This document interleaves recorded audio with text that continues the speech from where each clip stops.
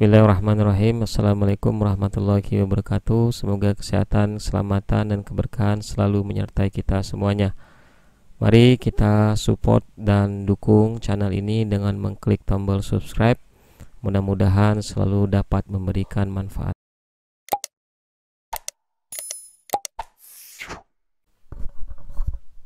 Adapun tema pembahasan kita pada kali ini yakni tentang bencana.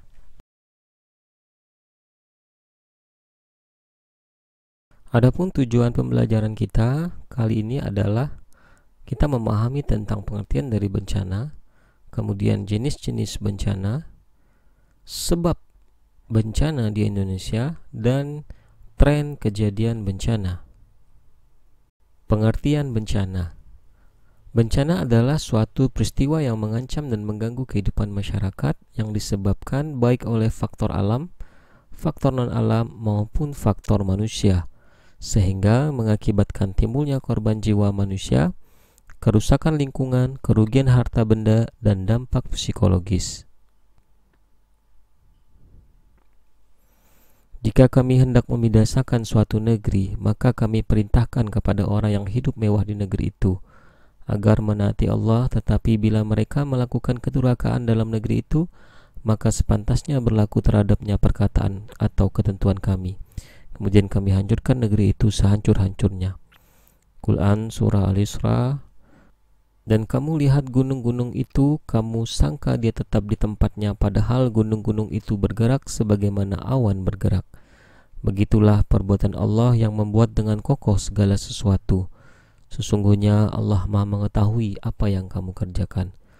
Quran Surat Al-Naml ayat 88. Jenis bencana. Adapun jenis bencana terdiri dari 3 jenis, yakni bencana alam, bencana non-alam, dan bencana sosial. Bencana alam adalah bencana yang diakibatkan oleh peristiwa atau serangkaian peristiwa yang disebabkan oleh alam, antara lain berupa gempa bumi, tsunami, gunung meletus, banjir, kekeringan, angin topan, dan tanah longsor, dan lainnya. Adapun bencana non-alam adalah bencana yang diakibatkan oleh peristiwa atau rangkaian peristiwa non-alam yang antara lain berupa gagal teknologi, kecelakaan industri, kecelakaan mode transportasi, dan kejadian luar biasa penyakit. Adapun bencana sosial adalah bencana yang diakibatkan oleh peristiwa atau serangkaian peristiwa yang diakibatkan oleh manusia yang meliputi konflik sosial antar kelompok atau antar komunitas, masyarakat, dan teror. Mari kita lihat pengertian dari masing-masing bencana tersebut. Yang pertama adalah letusan gunung berapi. Letusan gunung api merupakan bagian dari aktivitas vulkanik yang dikenal dengan istilah erupsi. Bahaya letusan gunung api dapat berupa awan panas, lontaran material atau pijar, hujan abu lebat, lava, gas racun, dan juga dapat disertai dengan tsunami dan banjir lahar. Berikut di bawah ini adalah sebaran resiko letusan gunung api yang ada di Indonesia. Kita lihat bahwa di Indonesia banyaknya gunung terdapat di daerah Sumatera, kemudian di Jawa, Bali, dan Sulawesi. Gunungan tersebut tercipta karena adanya tumbukan-tumbukan antar lempeng tektonik. Pengertian bencana yang berikutnya adalah gempa bumi.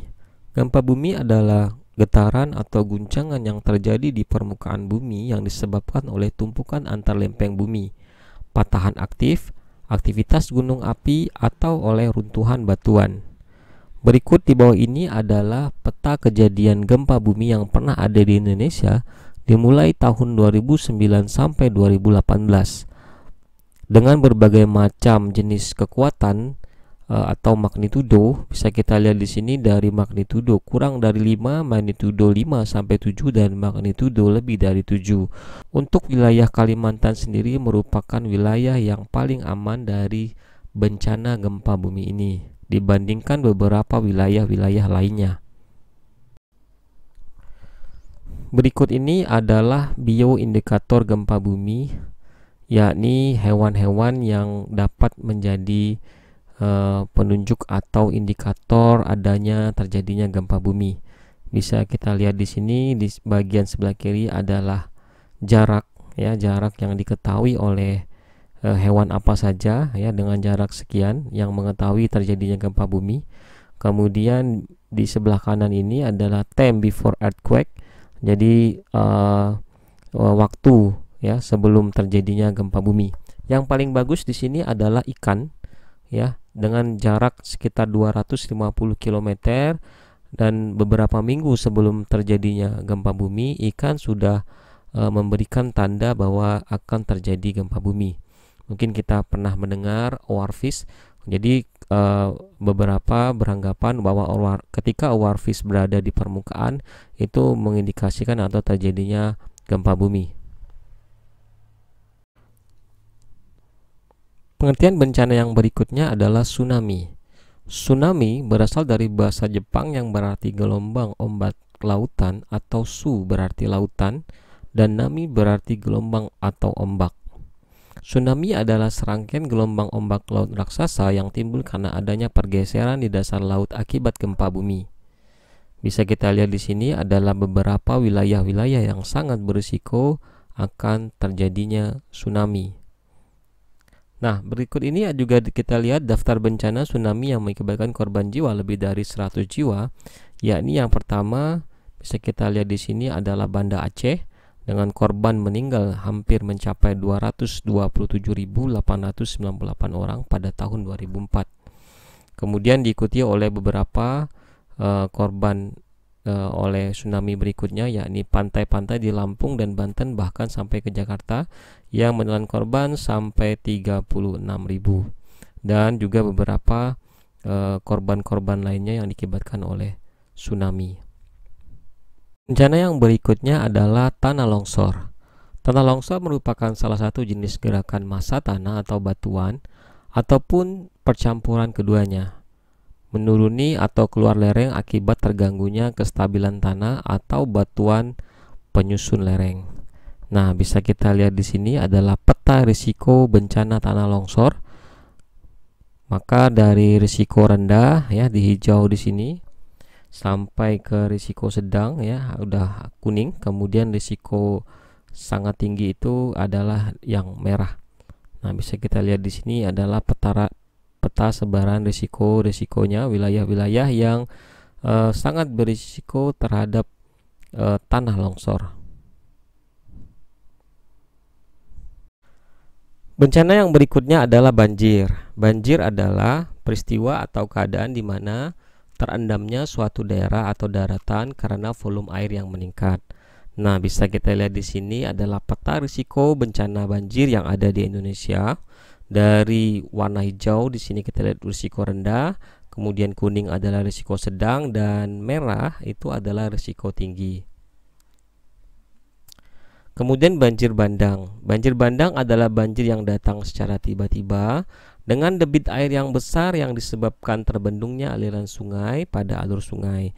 Untuk faktor utama banjir bandang ini biasanya dipicu oleh intensitas hujan yang ekstrim, kemudian juga berhubungan dengan kejadian longsor yang menyumbat aliran sungai, sehingga terbentuklah suatu bendung alam. Nah, karena tekanan aliran sungai yang terlalu besar sehingga akan menjebol bendung alami tersebut, sehingga terjadilah banjir bandang. Bencana yang berikutnya adalah kekeringan. Kekeringan adalah ketersediaan air yang jauh di bawah kebutuhan air untuk kebutuhan hidup, pertanian, kegiatan ekonomi dan lingkungan. Adapun yang dimaksud dengan kekeringan di bidang pertanian adalah kekeringan yang terjadi di lahan pertanian yang ada tanaman padi, jagung, kedelai dan lain-lain yang sedang dibudidayakan. Nah, bisa kita lihat di sini adalah peta risiko bencana kekeringan yang ada di Indonesia. Di sini bisa kita lihat risiko rendah berwarna hijau, risiko sedang berwarna kuning, dan risiko tinggi berwarna merah. Kemudian yang berikutnya adalah kebakaran hutan dan lahan. Nah, bencana kebakaran hutan dan lahan adalah suatu keadaan di mana hutan dan lahan dilanda api sehingga mengakibatkan kerusakan hutan dan lahan yang menimbulkan kerugian ekonomis atau nilai lingkungan. Kebakaran hutan dan lahan seringkali menyebabkan bencana asap yang dapat mengganggu aktivitas dan tentunya kesehatan masyarakat sekitar. Nah, bisa kita lihat di sini adalah peta risiko bencana kebakaran hutan dan lahan yang ada di Indonesia. Dari risiko rendah yakni berwarna hijau, risiko kuning adalah sedang, dan risiko merah adalah risiko tinggi. Kemudian angin puting beliung. Angin puting beliung adalah angin kencang yang datang secara tiba-tiba, mempunyai pusat bergerak melingkar menyerupai spiral dengan kecepatan 40 sampai 50 km per jam hingga menyentuh permukaan bumi dan akan hilang dalam waktu singkat yakni 3 sampai 5 menit. Berikut ini adalah peta risiko bencana cuaca ekstrim angin puting beliung di Indonesia dengan indeks risiko yakni rendah, sedang, dan tinggi. Rata-rata di Indonesia ini memiliki risiko sedang. Kemudian bencana yang berikutnya adalah kebakaran. Kebakaran adalah situasi di mana bangunan pada satu tempat seperti rumah atau pemukiman, pabrik, pasar, gedung, dan lain-lain dilanda api yang menimbulkan korban atau kerugian. Kemudian yang berikutnya, bencana yang berikutnya adalah abrasi. Abrasi adalah proses pengikisan pantai oleh tenaga gelombang laut dan arus laut yang bersifat merusak. Abrasi biasanya disebut juga erosi pantai. Kerusakan garis pantai akibat abrasi ini dipicu oleh terganggunya keseimbangan alam daerah pantai tersebut. Walaupun abrasi bisa disebabkan oleh gejala alami, namun manusia sering disebut sebagai penyebab utama abrasi ini. Kemudian gagal teknologi. Gagal teknologi adalah semua kejadian bencana yang diakibatkan oleh kesalahan desain, pengoperasian, kelalaian, dan kesengajaan manusia dalam penggunaan teknologi atau industri. Kegagalan teknologi dapat menyebabkan pencemaran udara, air, dan tanah, korban jiwa, kerusakan bangunan, dan kerusakan lainnya. Bencana gagal teknologi pada skala yang besar akan dapat mengancam kestabilan ekologi secara global. Nah, bisa kita lihat di sini adalah contoh kegagalan teknologi, yakni terjadinya bencana lumpur lapindo yang ada di Sidoarjo. Kemudian kecelakaan transportasi. Kecelakaan transportasi adalah kecelakaan moda transportasi yang terjadi di darat, laut, dan udara. Nah, kecelakaan pesawat, kecelakaan kereta api merupakan salah satu kecelakaan transportasi. Nah, ini berikut ini adalah kecelakaan transportasi kereta api, yakni terjadi 101 korban tewas dan 238 orang luka berat pada terjadinya kecelakaan kereta api terbesar dan paling tragis dalam sejarah perkereta apian Indonesia, yakni pada pukul 7:10 ya waktu Indonesia Barat di Kampung Pondok Betung, RW 9, Kelurahan Bintaro. Nah, ini dikenal juga dengan tragedi Bintaro. Ya, tabrakan antara kereta api Patas nomor 220 dari Tanah Abang menuju Merak dengan kereta api nomor 225 dari Rangkas Bitung menuju Tanah Abang. Kemudian kecelakaan industri. Kecelakaan industri adalah kecelakaan yang disebabkan oleh dua faktor, yaitu perilaku kerja yang berbahaya atau unsafe human act dan kondisi yang berbahaya unsafe condition. Adapun jenis kecelakaan yang terjadi sangat bergantung pada macam industrinya, misalnya bahan dan peralatan yang kerja yang dipergunakan, proses kerja, kondisi tempat kerja, bahkan pekerja yang terlibat di dalamnya. Nah, bisa kita lihat di sini beberapa kecelakaan industri seperti ledakan Petri Widada tahun 2004, ledakan tambang Sawalunto tahun 2009, dan runtuhnya Training Center Freeport di tahun 2013. Kejadian luar biasa. Kejadian luar biasa adalah timbulnya atau meningkatnya kejadian kesakitan atau kematian yang bermakna secara epidemiologis pada suatu daerah dalam kurun waktu tertentu. Status kejadian luar biasa biasa diatur dalam Peraturan Menteri Kesehatan RI nomor 949 Menkes. Nah, SK 7 tahun 2004. Nah, kejadian luar biasa contohnya adalah terjadinya bencana COVID-19 yang terjadi di Indonesia. Konflik sosial. Nah, konflik sosial adalah salah satu bencana ya, yakni suatu gerakan massal yang bersifat merusak tatanan tata tertib sosial yang ada yang dipicu oleh kecemburuan sosial, budaya, dan ekonomi yang biasanya dikemas dengan pertentangan antara suku, agama, maupun ras atau sara.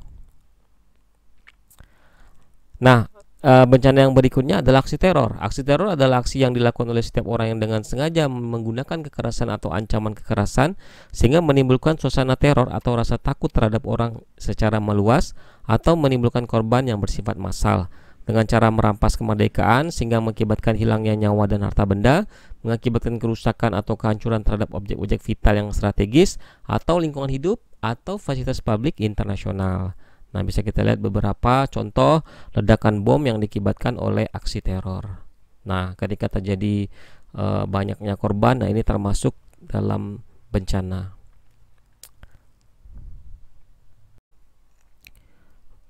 Nah, kenapa di Indonesia terjadi bencana tersebut? Nah, bisa kita lihat di sini yang pertama adalah peta rawan bencana di Indonesia. Nah, untuk wilayah rendah, yakni yang kita tandai dengan warna hijau, untuk wilayah sedang ini dengan warna kuning, dan untuk wilayah yang tinggi yakni berwarna merah. Nah, hanya kita lihat di sini beberapa wilayah saja yang beresiko rendah ya dan sedang, dan paling banyak yakni kita di Indonesia adalah wilayah sangat beresiko sekali, beresiko tinggi untuk terjadinya bencana. Nah, kenapa terjadi bencana di Indonesia? Yang pertama beberapa alasan ya. Yang pertama bisa kita lihat di sini karena pulau-pulau di Indonesia ini terletak pada 3 lempeng tektonik di dunia, yaitu lempeng Australia, lempeng Pasifik, dan lempeng Eurasia, yang menyebabkan potensi tinggi terhadap terjadinya bencana gempa bumi, tsunami, letusan gunung api, dan gerakan tanah atau tanah longsor ya. Jadi ada pergesekan ya, lempeng bumi ini sangat berpengaruh terhadap seringnya terjadinya gempa bumi, tsunami, dan letusan gunung api yang ada di Indonesia.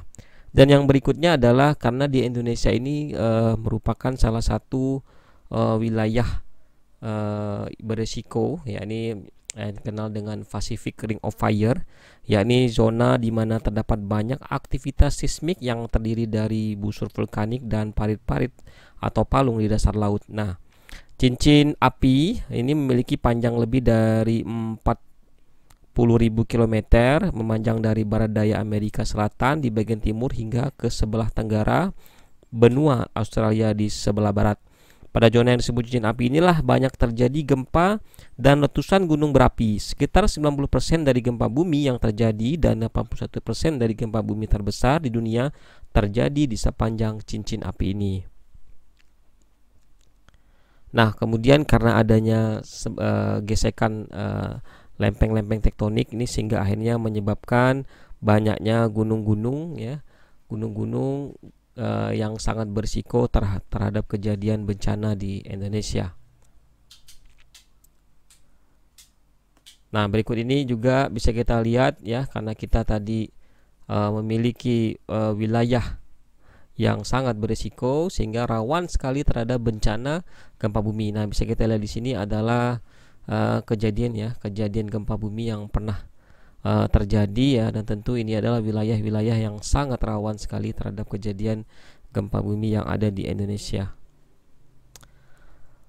Kemudian alasan berikutnya adalah karena wilayah Negara Kesatuan Republik Indonesia ini merupakan daerah yang memang posisinya terletak di garis khatulistiwa dan berbentuk kepulauannya, sehingga menimbulkan potensi tinggi untuk berbagai jenis bencana terkait hidrometeorologi seperti banjir bandang, kekeringan, cuaca ekstrim, angin puting beliung, kemudian gelombang ekstrim dan abrasi, serta kebakaran lahan dan hutan. Nah, fenomena perubahan iklim juga ini semakin meningkatkan ancaman bencana hidrometeorologi. Kemudian perkembangan Indonesia sebagai tujuan investasi global ini juga berimbas pada intensitas keluar masuknya manusia yang semakin tinggi, sehingga berpotensi meningkatkan kejadian epidemi ya, wabah penyakit ya seperti HIV/AIDS, Ebola, MERS, H5N1, flu burung, termasuk COVID-19 ya, karena pesatnya pertumbuhan industri dan pembangunan juga semakin menambah potensi bencana terkait antropogenik.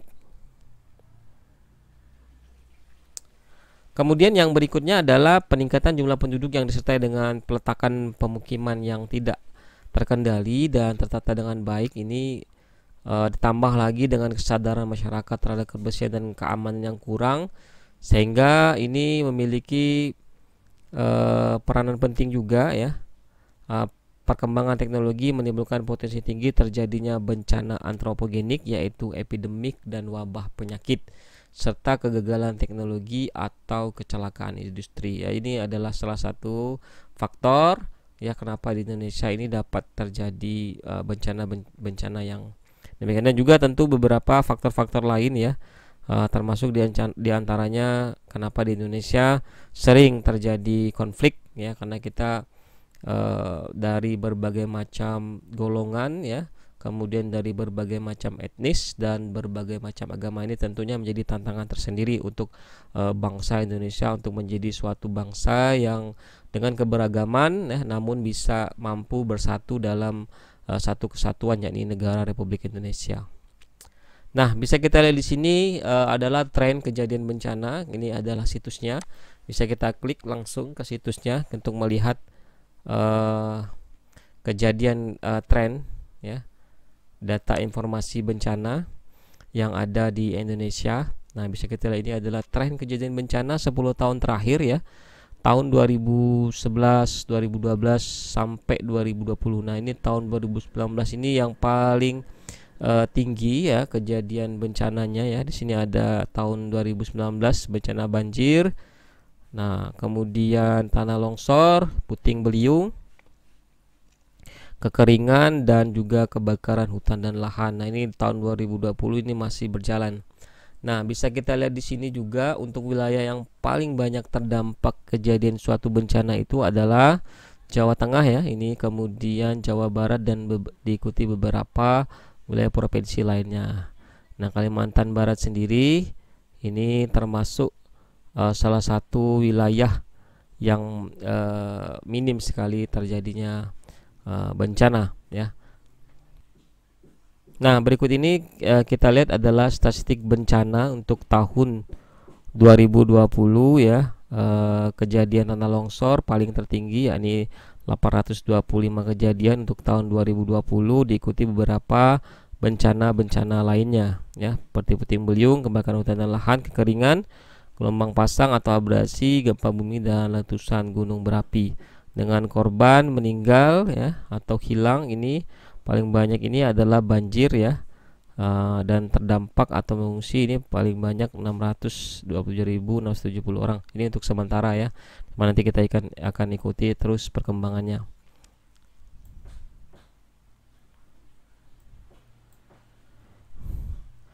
Baik, terima kasih. Itu saja yang dapat saya sampaikan untuk hari ini. Mudah-mudahan bermanfaat. Sampai jumpa lagi di pertemuan berikutnya. Bila fisabil haq fastabiqul khairat. Wassalamualaikum warahmatullahi wabarakatuh.